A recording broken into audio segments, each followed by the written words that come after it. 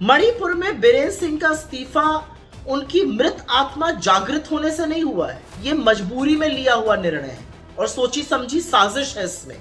और इसलिए है क्योंकि कल से असेंबली की शुरुआत होनी थी और उनके खिलाफ एक अविश्वास प्रस्ताव आना था, जो वो शर्तिया हार जाते क्योंकि हम ही नहीं, उनकी खुद की पार्टी के लोग उनके खिलाफ थे।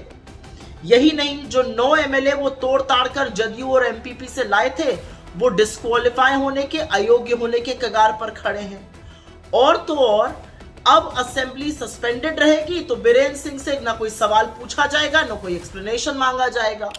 मणिपुर में बीरेन सिंह का इस्तीफा उनकी मृत आत्मा जागृत होने से नहीं हुआ है। ये मजबूरी में लिया हुआ निर्णय है और सोची समझी साजिश है इसमें। और इसलिए है क्योंकि कल से असेंबली की शुरुआत होनी थी और उनके खिलाफ एक अविश्वास प्रस्ताव आना था, जो वो शर्तिया हार जाते क्योंकि हम ही नहीं, उनकी खुद की पार्टी के लोग उनके खिलाफ थे। यही नहीं, जो 9 एमएलए वो तोड़ ताड़ कर जदयू और एमपीपी से लाए थे, वो डिस्क्वालीफाई होने के, अयोग्य होने के कगार पर खड़े हैं।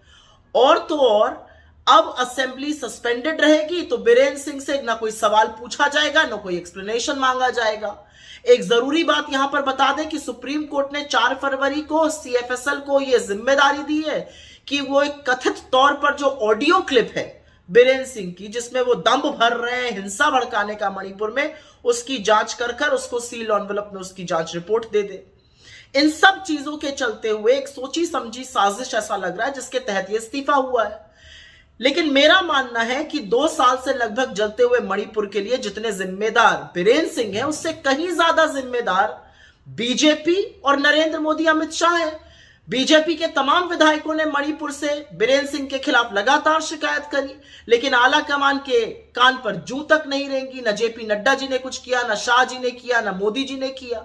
असलियत यह है कि 2 साल से जलते हुए मणिपुर को उसको अपने हाल पर छोड़ दिया गया। असलियत यह है कि हमारे प्रधानमंत्री के पास दुनिया के हर देश में घूमने का वक्त है, सिवाय मणिपुर जाने का। वो अमेरिका और फ्रांस जा रहे हैं, लेकिन मणिपुर नहीं जाएंगे। मणिपुर जाना तो छोड़िए, वहां के सर्वदलीय लोगों से उन्होंने मुलाकात करना भी ठीक नहीं समझा, अपने खुद के विधायकों तक से नहीं मिले।